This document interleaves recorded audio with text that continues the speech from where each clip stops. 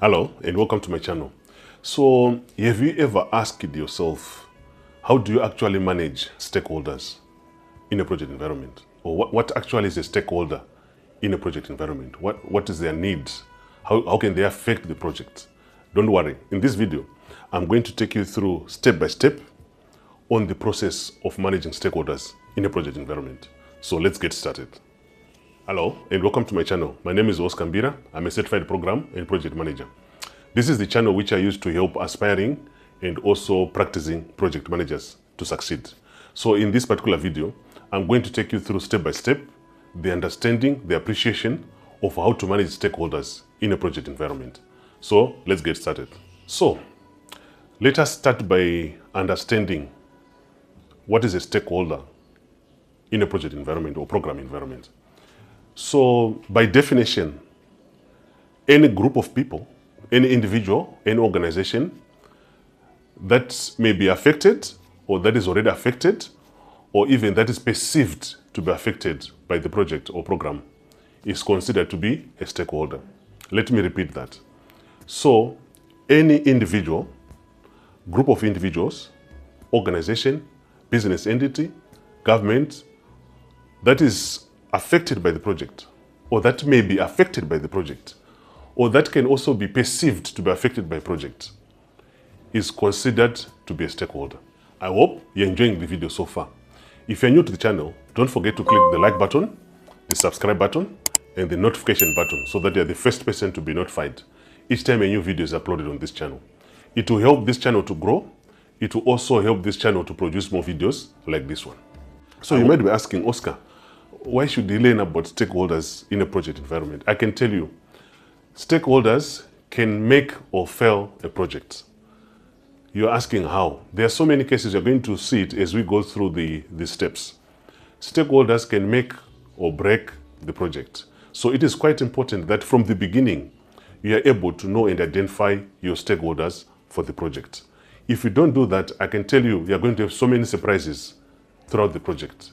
You might find that someone is expecting some reports and you had not identified that stakeholder. So obviously that report is not available and you won't be able to provide that. So it's quite important that you know the stakeholder management process in every program and every project environment. So let's move on.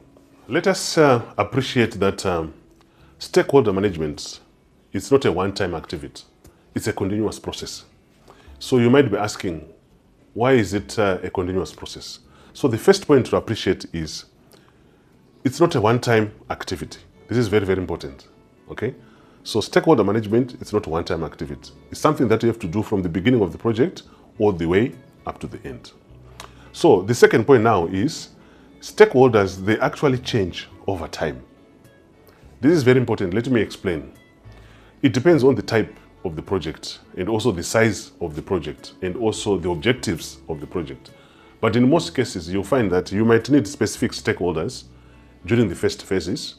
As you go through the phases or the stages of the project, you realize that you might want different stakeholders. If you want to understand more about what is a phase, what is a stage in a project, I've created a video on phase management or stage management.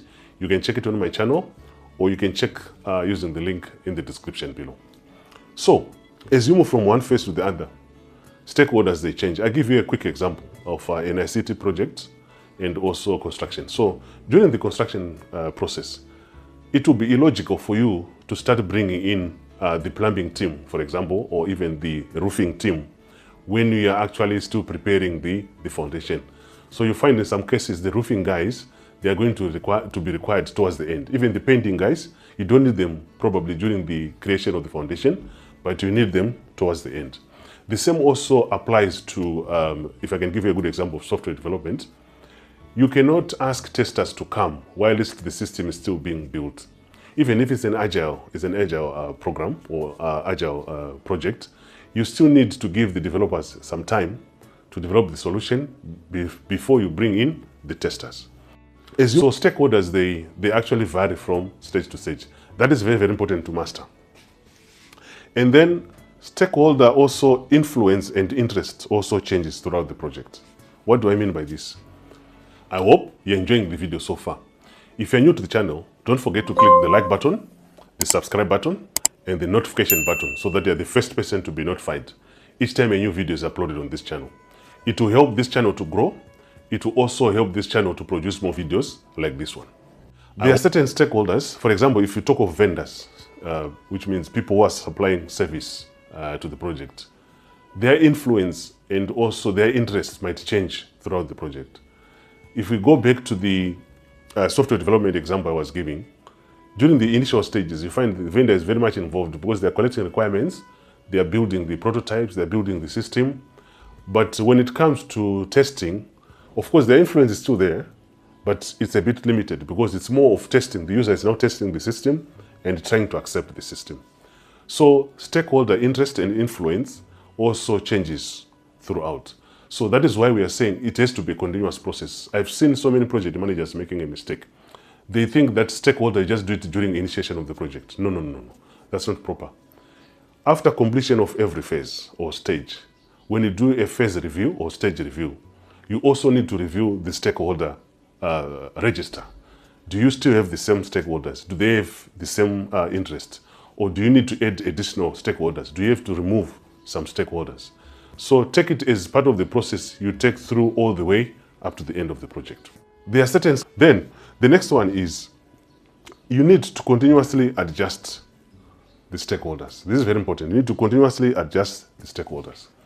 So adjusting the stakeholders, you remove some, you add some, depending on the phase, depending on the interest. In some cases, you might even require to issue new contracts. That is procurement now. You need to issue new contracts to stakeholders. For example, there are new vendors coming in because of the phase or the stage of the project. So it is quite important that you master that. There are 6 steps that you have to follow for you to identify stakeholders in a project environment or program environment. So the first stage is stakeholder identification. This is very, very important. Stakeholder identification is very important.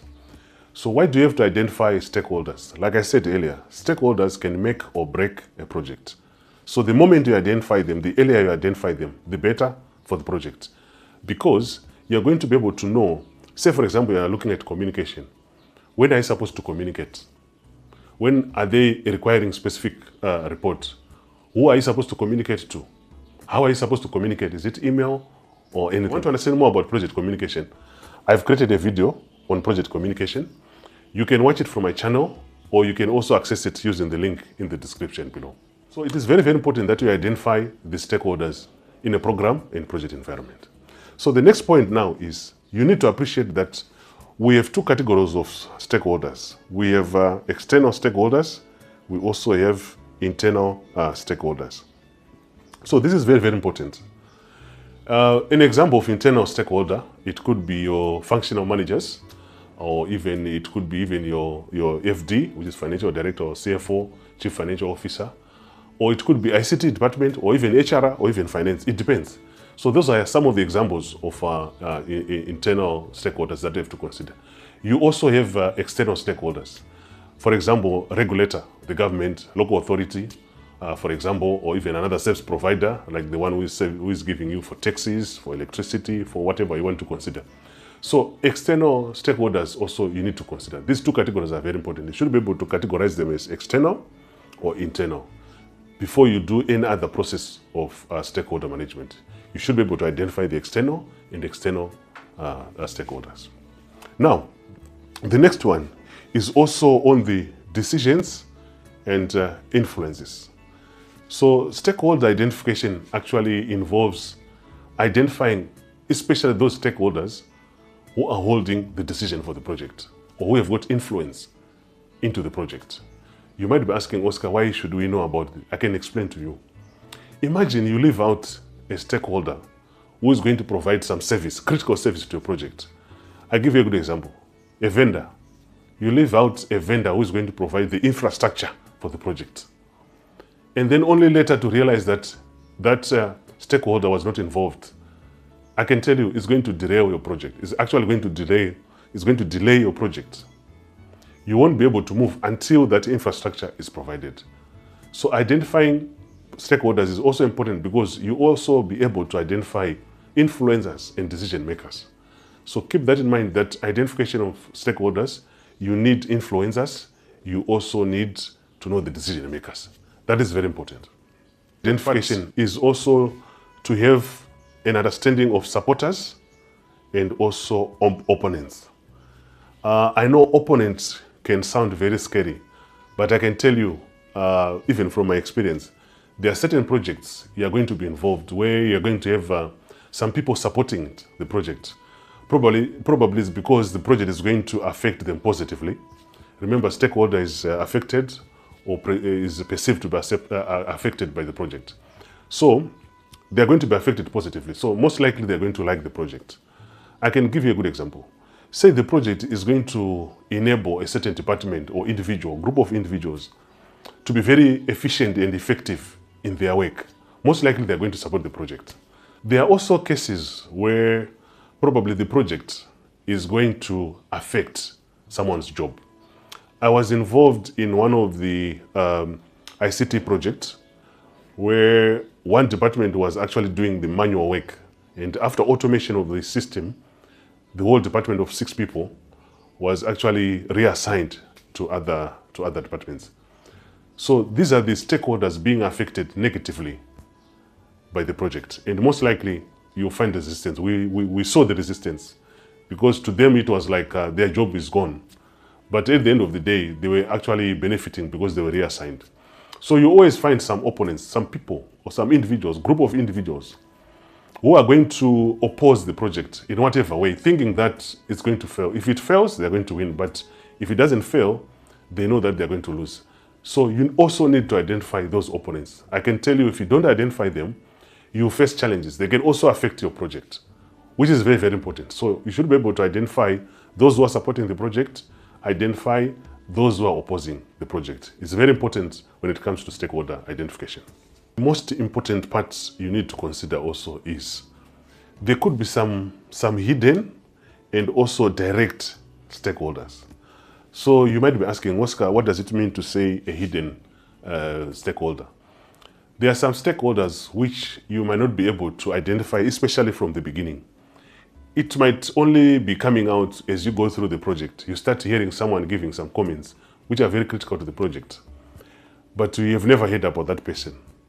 I can give you a good example. Most of the auditors, internal auditors in an organization, they might not want to be involved from the beginning of the project, but you might find them towards the end of the project, asking for this document, asking for this sign-off, asking whether this particular process was followed, asking if all the payments are being done. So some of them are normally hidden stakeholders. So you need to also identify them. If you don't identify these hidden stakeholders, you get surprises. I was surprised in some of my projects, and I believe you'll also be surprised in some of your projects. So as a lesson learned, you should be able to identify all hidden or indirect stakeholders. For example, I can give you a regulator. A regulator in most cases might not be very direct in terms of stakeholder. But as you proceed, say for example, you are doing some construction of a building in a swampy area. Obviously, the regulator is going to come in and check if, say for example, your foundation is strong enough to support the weight of the building, or if you have followed some specific regulations that you're supposed to do as you go through the construction of that building. So if you have not identified such specific stakeholders, you're going to be surprised when they come in, they're asking for so many compliance issues, compliance documents, registrations document, and so on and so forth. So if you're a program manager or project manager, you should always put effort to identify all these hidden and also indirect stakeholders. I can tell you that will serve your project. It will help your project to be successful. So always consider this particular category of stakeholders. Let us look at step number 2. Step number 2 is to understand the stakeholders, okay? So you might be asking, Oscar, what does it mean to say to understand? Remember, the first process is to identify them. So you also need to understand these stakeholders. What is it they expect from the project? What is it they're going to do to the project, okay? So let's go through one by one on what we mean by understanding a stakeholder. So point number 1 is, you should understand the expectations and the needs. This is very important. When you are identifying stakeholders, you want to understand their expectations and also their needs. Once you get to understand them, it's easier to manage them. Say, for example, you have managed to understand the expectation in terms of communication, the expectation in terms of compliance, also the expectation in terms of even headcount, okay? And even any specific guidelines or standards. So once you're identifying your stakeholder, you should be able to say, they expect this specific standard, they expect this specific reporting, they expect this specific communication. That is also very, very important. So expectations and the needs of every stakeholder must be documented as part of the process of stakeholder management. So let's look at the next one. The next one is the level of influence and power of stakeholders is very important. So you're a program manager or you're a project manager. It is also in your interest to understand the level of appreciation and also the level of power of your stakeholders. This is important, especially if you want specific decisions to be made. You know who to go to and you know who to talk to if you want something to be done. Say, for example, the internal stakeholders. You might say a specific director in a certain functional department or manager. If you talk to them for resources, I go to ICT department, I want resources. I know I have to talk to a specific individual for me to get those resources. So the influence and the power of the stakeholder must also be known, understood, as well as documented. This is going to save your project. I can assure you, I've applied it in my projects and I believe it should work also in your projects. So, the third part of it we are going to look at is also on the concerns and also the risks. Let me expand on this.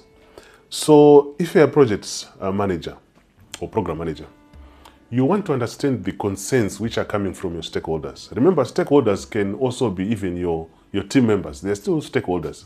Even you as a project manager, program manager, you're also a stakeholder. So you want to understand the concerns and also the risks associated with that specific stakeholder. I can give you a good example. Say, for example, it's a regulator. If you have not understood the concerns and the risks of a regulator, and you are creating some product which is going to be used by your customers in the market, you have not considered the health risk of that product, I can tell you that can affect your project. So it is very, very important that you understand the concerns.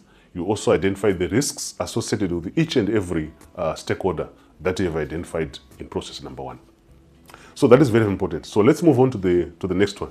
The next one is also on understanding definition of success. So you might find there are some project managers who are still thinking that as long as you deliver the project within the scope, within the timeline, and also within the budget, then the project was successful. I can tell you that is not always the definition of success. I've been in some projects where the definition of success was being challenged. Why? Because the stakeholders, they had their own understanding of success. The product was supposed to be successful in the market. Not that the project was completed on time, not that the project was completed under budget, or it was completed within scope. So it's very important that when you are understanding your stakeholders, also make sure that you also understand what they expect. You also understand their definition of scope. You also understand their definition of success. That is very, very important. Step number 3 is now to analyze the stakeholders. So you might be asking, what does analyze stakeholders mean? You need to understand and appreciate what kind of stakeholders are you working with in your project, in your program. So you need to analyze them one by one. Remember, on number 2, we looked at influence. We also looked at the definition of success. But now we are going deeper into knowing your stakeholders, especially when it comes to your internal stakeholders. It's very important to understand and appreciate what exactly is this stakeholder. Is it the one who is going to be using the product or deliverable? Is it the one who is going to sign off the deliverable or the product? Is it the one who is going to be an advocate of the project? So that analysis is very important. So let's look at them one by one. So number 1, you want to look at interest and influence. This particular stakeholder, what is their interests? How do they influence? And how can they affect the project? It's also very important to take note of that. Then the second one also is on supportive or resistant. Remember, in our process number 2, we said there are some who are supportive, there are some who are going to be resistant. So you also need to identify, as you analyze them, you need to identify, categorize. This one is supportive of the project. This one is resistant to the project, or is not supporting the project. Then how are you going to handle these stakeholders for the benefit of the project? That is very, very important to consider. Then we also need to look at potential project impact. If I was going to ignore these particular stakeholders, how is it going to impact the project? What are we going to miss? Or what is going to be the risk? Okay? So that kind of analysis, you also need to do it, because it's going to help you as you go. You're going to see as we go to the next stage of stakeholder analysis. You need to understand what is the impact of not involving a specific stakeholder. It's quite important. Then let us look at the third one. The third one is also, then let us look at the last one. What is the potential exposure for this particular stakeholder? It's very important. If a specific stakeholder is not helping the project, what is the exposure? What are they going to do? How is it going to affect the project? It's a local authority stakeholder. You have not involved them. You want some product to be accepted in the market. You want some construction to be accepted. You want a certain standard to be approved. So what is the exposure? Are they going to accept? So it's very, very important when you're understanding your stakeholder is step number 3. You also need to understand what is the exposure, what is the risk, what are the potential issues you're going to get from these particular stakeholders. It's also part of your stakeholder management process as a project or program manager. So it's very important that as a project manager, you are able to understand your stakeholders. It's going to help you when it comes to communication. It's going to help you when it comes to sign off. It's going to help you when it comes to engagement, and so on and so forth. So make sure that as a project manager, you are understanding all your stakeholders in the project or even in the program. That is very, very important. So not every stakeholder is very important, okay? So that brings us to step number 4, which is to prioritize every stakeholder, okay? So we need to prioritize every stakeholder in a project. So what does it mean? Stakeholders, they have different needs. We have seen it in process number 3. They have different needs, but not every need is going to have any impact on the project. So what does it mean? You now need to prioritize these stakeholders in terms of impact, in terms of influence, in terms of power. So once you're able to prioritize these stakeholders based on the influence, you know who to talk to, who to tackle, what to provide earlier than others. So prioritization is very important when it comes to stakeholder management. So let's go through one by one. So not all stakeholders require the same attention, okay? This is very important. There are some who might not require the same attention because it's not very impactful. There are some who can even derail the project. So therefore, you are forced to make sure that you always make sure they are also engaged throughout the project. They are also updated throughout the project. So that is very, very important. So the next one is to focus effort where you have the impact. Like I said earlier, once you're able to prioritize your stakeholders, you focus where you know it's going to affect the project. If something has got low priority, you can focus on it but later. But the ones with the high priority, especially the regulators, for example, the inspectors, for example, local authority, for example, those ones, you have to make sure that you give them as much focus as possible. You're able to prioritize. Then the next one is also to manage and also to communicate wisely. It's very important. Communication in a project, to be honest with you, from where I sit or from my experience, one of the best skills you can ever polish as a program or project manager is communication. You might disagree with me, let me know in the comment section, but I believe once your communication is good, you should be able to run any project, because you communicate your ideas, you communicate your reports, you communicate progress, you communicate challenges, risks, even solutions, and so on and so forth. So it is very important also that in this particular process of prioritizing stakeholders, you should be communicating wisely and even engaging consistently. What do we mean by that? You don't want a stakeholder to start complaining or even asking you, why is it this particular report was not shared? Why is it this particular update is not given? Where are we on the project? You were supposed to procure some specific hardware. Where is it? You were supposed to procure some specific materials. Where are they? So you have to make sure that as part of prioritizing, you are also planning to communicate wisely and also consistently. The next point now is to avoid over and under engagement. Stakeholder engagement, like I said earlier, it's a continuous process. It's not something that you do today, then you forget about it. It's not something that you do in one phase, then you forget about it. You need to take through stakeholders all the way from the beginning of the project up to the end of the project. But don't over-engage, otherwise they might think that you want them to run the project. But you need to strike a balance between under-engagement and over-engagement.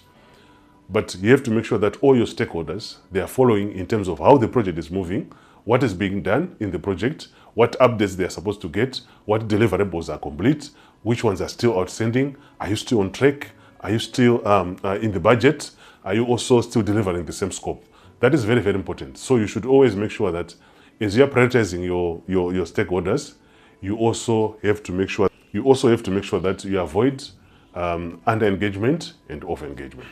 The fifth step in the stakeholder management process is to be able to engage stakeholders. This is very, very important. So stakeholder engagement is very important and is one of the steps you should follow when you are managing stakeholders in an environment.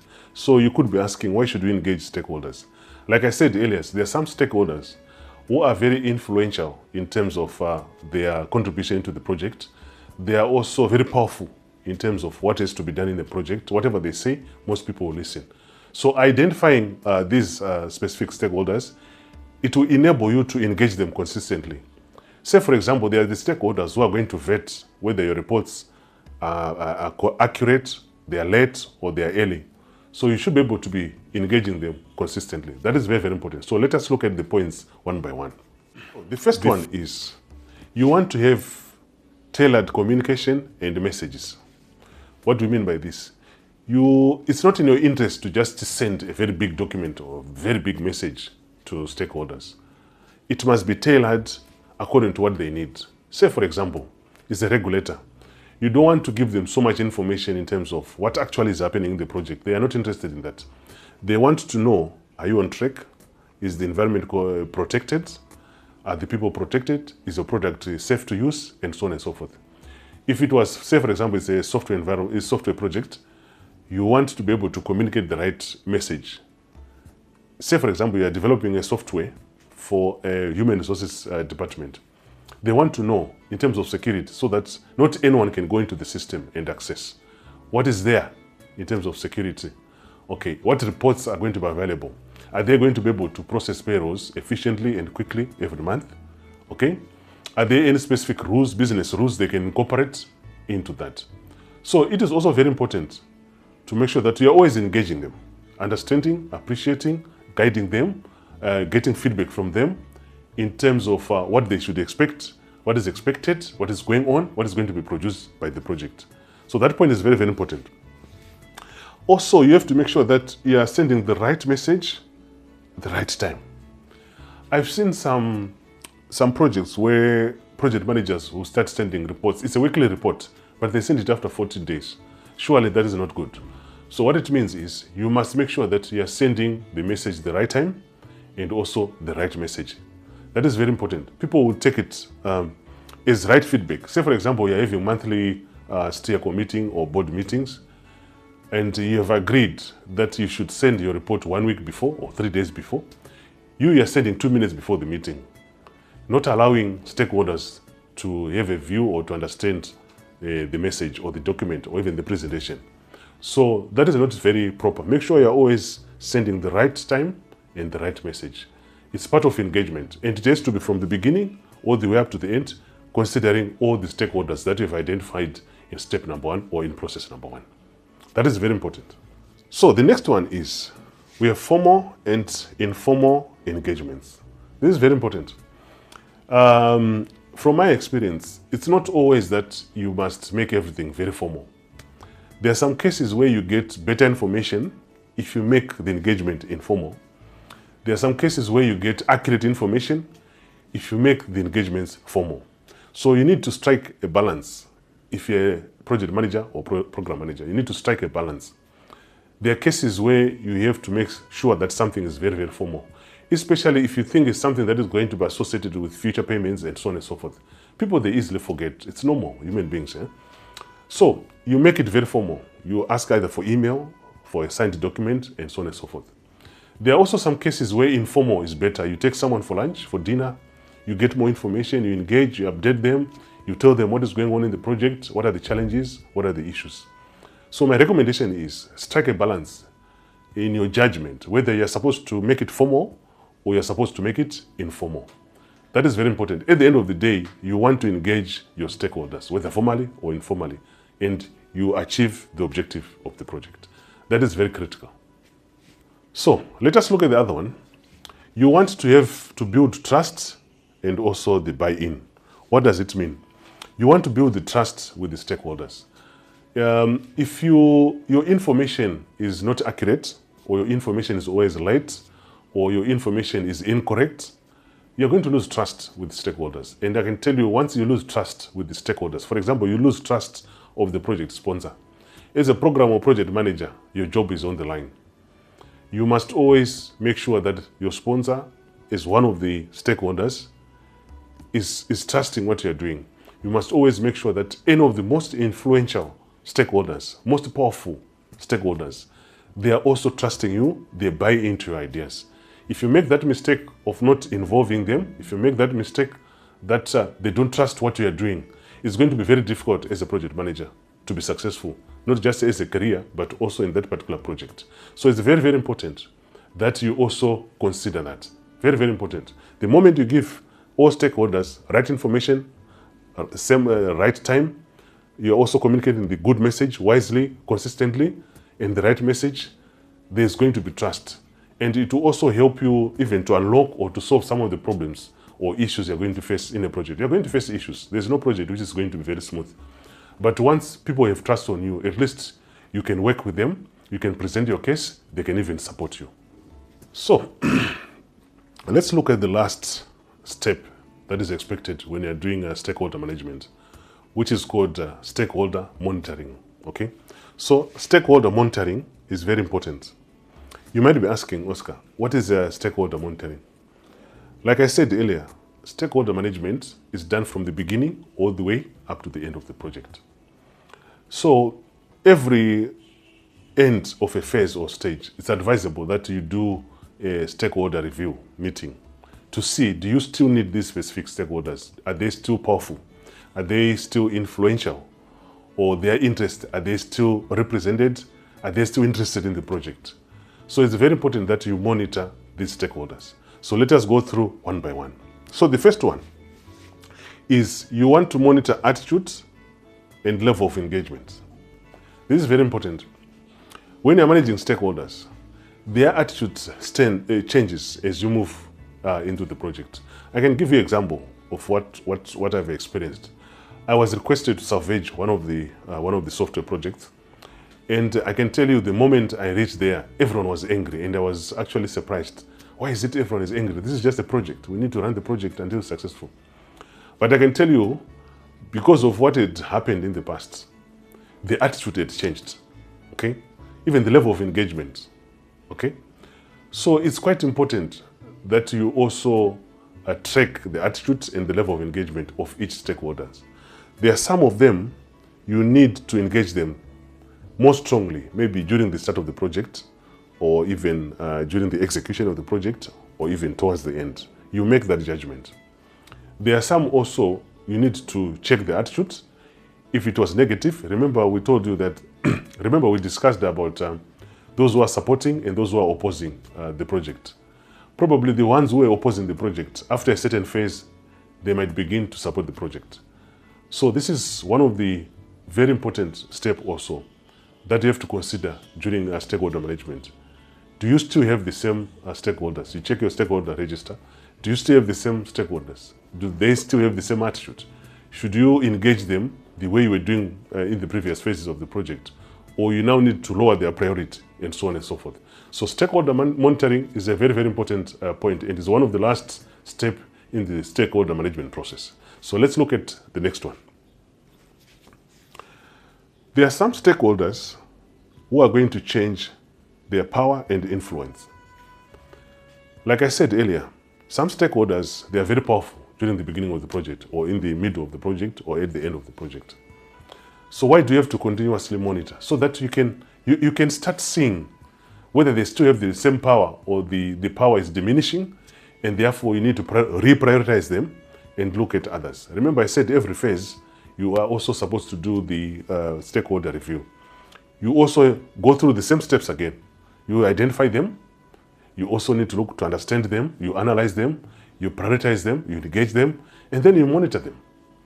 So it's also very, very important that you consider this during the monitoring process. Do you still need them? Is it the same power?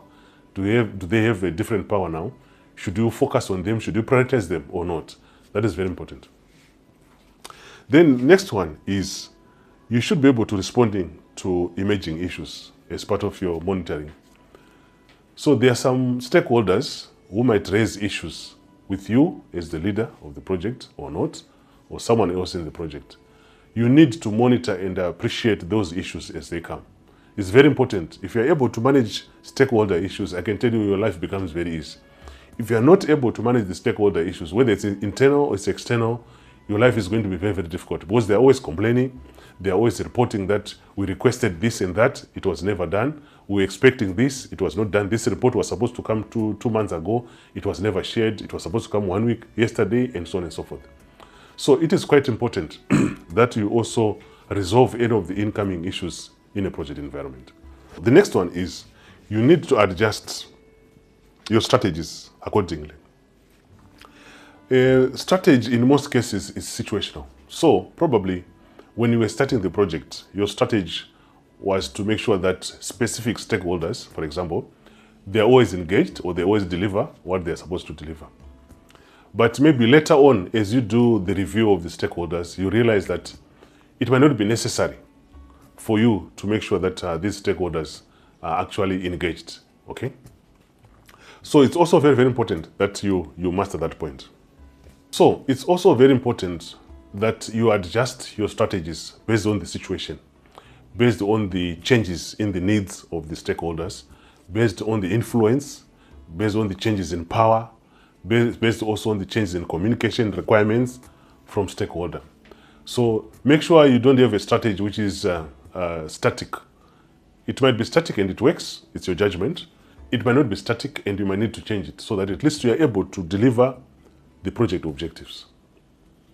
So it's quite important that stakeholder management must form part of your activity as a project or program manager from the beginning, during the execution, and also at the end of the project. Stakeholder management, you cannot avoid it, and it's going to save your project, especially if it's a very sensitive project and you're able to manage all the stakeholders. You'll find it becomes very, very, very successful. So now let us look at the common mistakes when it comes to stakeholder management process. Okay, so there are a number of common mistakes in the stakeholder management process. Okay, so why are they common mistakes? It's because most project managers and program managers, they don't take time to understand their stakeholders. So you find one of the mistakes you'll find is you are ignoring silent stakeholders. There are some stakeholders who might be silent but very powerful. Whatever they say is very important. It can influence your project, it can make the project successful, or it can make the project to be unsuccessful. So always make sure that you are also identifying the silent stakeholders. Don't make that mistake. Then the second one is you are over communicating to low impact stakeholders. What do we mean by this? There are certain stakeholders who might have too much interest in the project, but they don't have too much power, which means in terms of decision, their decision is not that impactful to the project. So don't make that mistake. Remember step number 4, we said you're supposed to prioritize your stakeholders. So depending on your priority, you're also supposed to make sure that you're communicating to the right stakeholders who have got impact into the project. High impact, not low impact. Low impact, you can look at them later. But high impact stakeholders, you must make sure that at least you are managing those stakeholders.